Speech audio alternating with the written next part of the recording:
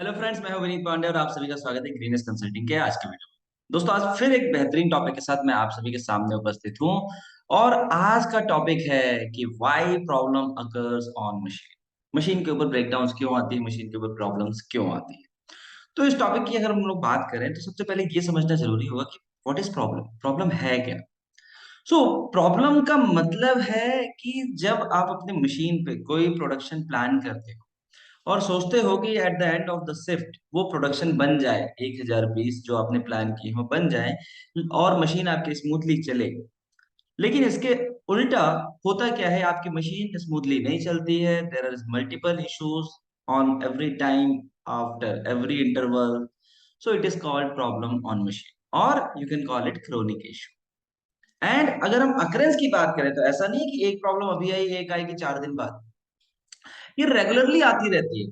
Chronic issue का मतलब होता है ऐसी प्रॉब्लम जो हर थोड़ी देर में आ रही है।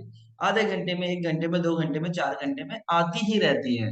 कभी कुछ प्रॉब्लम आ गई, कभी कुछ सेंसर नहीं काम कर रहा है, कभी कोई पार्ट नहीं निकल रहा है, कभी ग्राइंडिंग सही नहीं हो रही है, कभी टर्निंग सही नहीं हो रही है, कभी सिग्नल नहीं आ रहा है। बहुत सारे प्रॉब्लम्स आते रहते हैं। These are the chronic issue. तो अगर हम बात करें इन प्रॉब्लम्स के पीछे जो रीजन है वो सिंपल रीजन है और इन रीजंस को 5 कैटेगरी में डिवाइड किया गया है। सबसे पहला जो रीजन होता है वो डिजाइन से रिलेटेड होता है, यानी कि हम लोग उसको डिजाइन रिलायबिलिटी बोलते हैं। दूसरा जो रीजन है वो मैन्युफैक्चरिंग रिलायबिलिटी, यानी कि मैन्युफैक्चरिंग रिलायबिलिटी इशू है, आपके मैन्युफैक्चरिंग में इशू।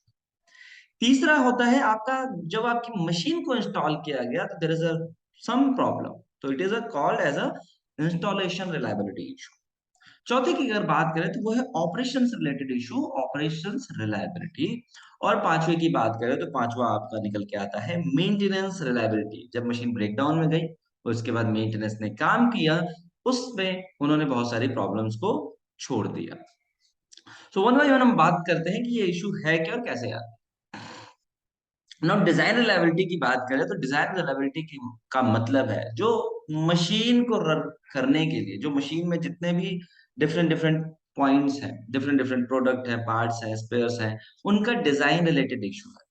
अब पहला हो सकता है jigs and tools unmatched to part से। तो जो जिग या टूल को डिजाइन किया गया है उनकी मैचिंग सही नहीं हो पा रही है, वो पार्ट को सही से होल्ड नहीं कर पा रहे, यानी कि उसका डिजाइन है खराब है। दूसरा हो सकता है problem in the mechanism itself, जो मैकेनिज्म डिजाइन किया गया, turning mechanism, grinding mechanism, honing, buffing, जो भी आप प्रोसेस कर रहे हैं, असेंबली मैकेनिज्म, वो मैकेनिज्म में ही इटसेल्फ कुछ इश्यू है तो आपका पार्ट तो प्रॉब्लमेटिक बनेगा, ब्रेकडाउन बार बार आएगी। तीसरा है problem in selection of parts. तो जो आपने पार्ट सेलेक्ट किए हैं उस प्रोसेस को डिजाइन करने के लिए, उस मशीन को डिजाइन करने के लिए, टूल्स को डिजाइन करने के लिए, वो जो पार्ट का सिलेक्शन है वो रॉन्ग है। लाइक आपने कहा कि हम लोग एमएस के पार्ट को यूज करते हैं, सपोज कुछ कोई एक पार्ट है जिसको एमएस का यूज करना चाहिए, लेकिन एक्चुअल में वहां पे एसएस का पार्ट ज्यादा कॉम्पेटेबल होता। तो ये आपका डिजाइन इशू आया। तीसरा है problem in the detection system. जो प्रॉब्लम को डिटेक्ट करता है उसका डिजाइन खराब है, यानी कि प्रॉब्लम हो जाती है, मशीन चल जाती है, उसके बाद समझ में आता है उसको कि अच्छा प्रॉब्लम है। एंड चौथा है शॉर्ट पार्ट लाइफ। तो जो आपने पार्ट चूज किया, जो आपने प्रोडक्ट स्पेयर पार्ट्स या मशीन के जो पार्ट का डिजाइन किया, उनका बहुत शॉर्ट लाइफ है। लाइक आपने बैरिंग उठा के किसी भी एरी गैरी कंपनी का यूज कर लिया, 1 साल के अंदर बैरिंग खराब हो जाता है, 2 साल के अंदर बेल्ट खराब हो जाती है, 6 महीने में बेल्ट खराब हो जाती है। इट मीन्स जो design related issues are there, that's why machine is going in breakdown again and again. ना जो दूसरा इशू होता है वो मैन्युफैक्चरिंग रिलायबिलिटी का इशू है, यानी कि जो आप प्रोडक्ट बना रहे हो, जो मैन्युफैक्चरिंग कर रहे हो, उसमें इशू है। मैन्युफैक्चरिंग की भी बात अगर करें तो मैन्युफैक्चरिंग में कहते हैं कि problem in accuracy of part size. जो आप पार्ट ले रहे हो, जो आप पार्ट बना रहे हो, उसका जो एक्यूरेसी है वो सही नहीं है। Problem in part shapes. जो प्रोडक्ट आप बना रहे हो उस प्रोसेस पे, उसका जो शेप है वो शेप में प्रॉब्लम है, वो शेप उस प्रोसेस के लिए सही नहीं है। या प्रॉब्लम इन असेंबली अरेंजमेंट्स। जो हम असेंबली करते हैं, असेंबली करने के लिए जो भी अरेंजमेंट दिया जाता है, जो अलग अलग चिप्स, फिक्सचर, स्टैंड, असेंबली के डिफरेंट डिफरेंट पार्ट्स होते हैं, उसमें कुछ ना कुछ अरेंजमेंट में दिक्कत है। एक पार्ट आपने वहां रख दिया, एक पार्ट आपने यहाँ रख दिया है, मूवमेंट हो रही है जिसके कारण से प्रॉब्लम क्रिएट हो रही है। सो ये मैन्युफैक्चरिंग रिलेटेड इशू है जिसके कारण से बार बार क्रोनिक इश्यूज आते हैं, क्रोनिक प्रॉब्लम्स आते हैं, ब्रेकडाउन आते हैं। और तीसरी प्रॉब्लम है इंस्टॉलेशन रिलायबिलिटी। कहने का मतलब है कि जब आपने नई मशीन परचेज करी, मशीन परचेज करने के बाद आपने अपने प्लांट के अंदर उसको इंस्टॉल किया, इंस्टॉलेशन चालू किया, और उस वक्त इशू आया। क्या इशू आया? Occurrence of vibration due to poor installation arrangement. Machine में वाइब्रेशन आ रहा है, जो वाइब्रेशन की लिमिट, उससे बहुत ज्यादा वाइब्रेशन आ रहा है, क्योंकि आपने इंस्टॉलेशन करते वक्त सही से मैनेज नहीं किया वाइब्रेशन को, एंटी पैड्स नहीं लगाए, लेबलिंग नहीं किया, आपका जो बेस है वो आपका अच्छा क्रिएट नहीं किया। इनसफिशियंट लेवलनेस। इनसफिशियंट लेवलनेस का मतलब जो भी लेवल है मशीन का, जो भी, जैसे बेस की बात करें तो वो insufficient. Incomplete tubing due to poor installation arrangement. तो जो ट्यूब्स पाइप्स लगाने चाहिए वो आपने शॉर्टकट मार दिया, कुछ शॉर्टकट मार दिया, बेंड सही नहीं दिया, उल्टा सीधा लगा दिया। Incomplete wiring due to poor installation arrangement. मैं भी एक कंपनी में जाता हूँ टीपीएम कंसल्टिंग के लिए। वहां पे हम लोग एमएमएम की एक्टिविटी कर रहे हैं, मैनेजर मॉडल मशीन की एक्टिविटी कर रहे हैं। वहां पे हम लोगों ने देखा बहुत सारे उनके इलेक्ट्रॉनिक्स ब्रेकडाउन आते हैं। और रीजन क्या निकल के आया? जो मशीन से ऑयल जनरेट हो रहा है, असेंबली मशीन है, तो जो पीछे से प्रोडक्ट में ऑयल आ रहा है वो ऑयल मशीन पे फैल रहा है, और मशीन में फैलने के बाद वायर्स के साथ पैनल के अंदर जा रहा है। पैनल में बहुत सारे होल्स है, बहुत सारे ओपनिंग्स है, वायर के साथ कोई ग्लैंड नहीं है, इश्यूज है। सो इसके कारण से ब्रेकडाउन आ रहे हैं। तो these are the issue related to installation. ना चौथी बात करें तो चौथा है ऑपरेशन रिलायबिलिटी। जब हम प्रोसेस को रन करते हैं, जब प्रोसेस को बना रहे हैं, उस वक्त में इशू आ रहा है। क्या इशू है? Operation error. ऑपरेशन करते वक्त एरर होते हैं। सेटअप एडजस्टमेंट एरर, जब आप चेंज ओवर करते हो, सेटअप एडजस्टमेंट करते हो, उस वक्त आपने गलती कर दी, एरर कर दिया।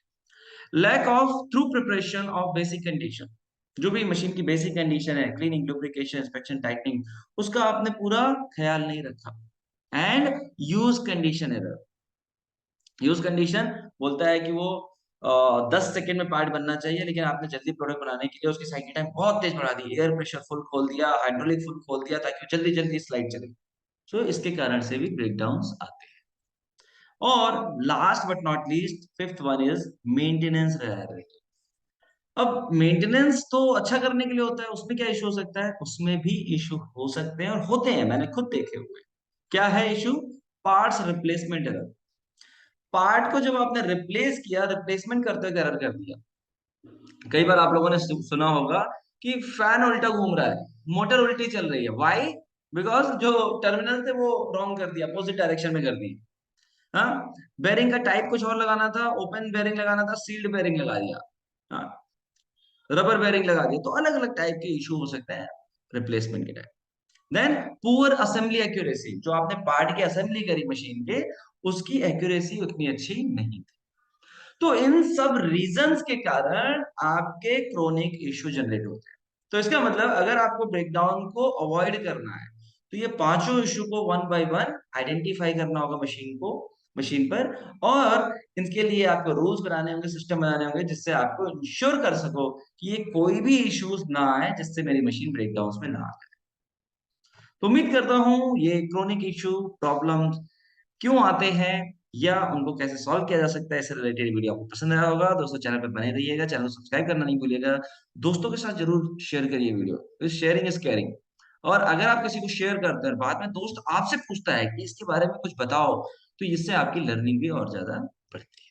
तो मिलते हैं फिर नेक्स्ट वीडियो में किसी और टॉपिक के साथ। Good day, good bye.